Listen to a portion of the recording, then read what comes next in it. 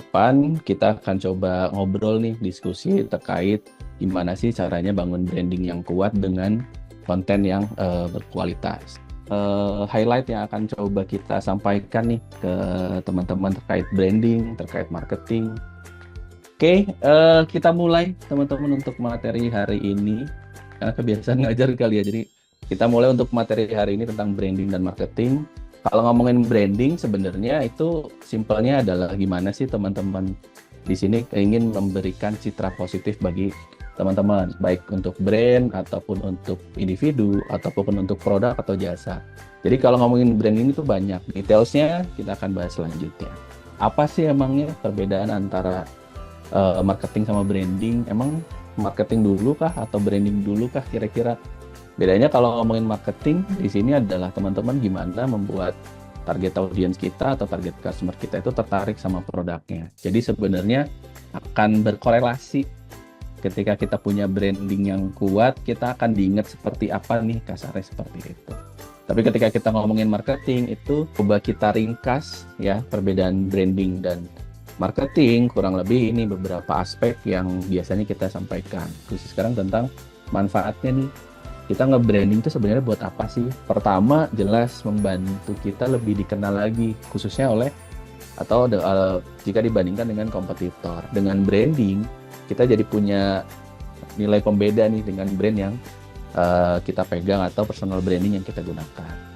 Lalu kalau ngomongin branding ya kita bangun secara interaksinya, kita bisa bangun secara experience-nya.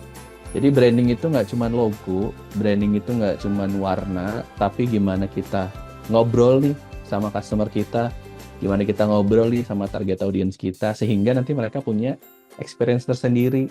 Karena konsumen kita sudah punya experience yang bagus, dia beli pertama kali, dibeli-beli, ternyata dia suka, ramah, sellernya gercep, dan segala macam, menciptakan si customer loyal tadi. Oke, lalu pertanyaannya sekarang, gimana caranya kita bisa branding nih? Tak pun 77% konsumen itu tertarik nih membeli produk atau jasa ketika CEO atau ownernya itu aktif di media sosial. 3 poin penting ketika ingin melakukan sebuah atau activity branding.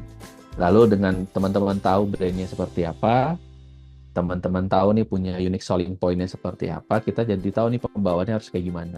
Kalau secara framework sebenarnya yang sering kita sampaikan, simpelnya kita pakai framework analisis SWOT ini. Yang kedua, kalau ngomongin branding, ya kita juga masih tahu target audiens kita itu siapa. Kita masih tahu kita tuh nanti ngobrolnya, itu komunikasinya sama siapa. Kenali siapa target audiens teman-teman, usianya, gender, pendidikan, pekerjaan, apakah sudah nikah atau belum, itu kan akan membawa perbedaan untuk bahasa komunikasi yang coba kita lakukan. Oke, terakhir kalau ngomongin sebuah persiapan branding atau konten, ya teman-teman tahu nih di luar sana lagi ada obrolan ramai apa sih kira-kira. Kalau ngomongin konten ya, sebenarnya secara simpel ada 3 anatomi yang biasa kita sampaikan. Itu atau headline-nya atau judulnya kira-kira. Lalu teman-teman bisa fokus ke isi kontennya seperti apa. Terakhir jangan lupa kasih call to action-nya. Hook-nya dulu nih, kira-kira bisa grab attention orang-orang nggak? Teman-teman bisa menarik audiensnya orang-orang nggak?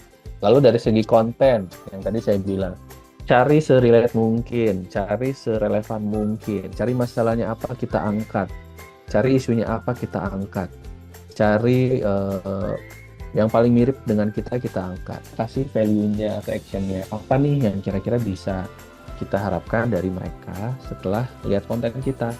Apa yang kita coba harapkan dari teman-teman ketika sudah berinteraksi dengan konten kita. Ada kita sebut biasanya call to action. Call to action itu yang sebelah kiri nih, ada buy now, download now, atau install sekarang juga misalkan. Itu call to action. Tapi ada juga kita kasih value-nya. Value to action itu berarti kalau dia daftar, dia dapat apa nih? Kalau dia beli produknya teman-teman, dia dapat apa nih?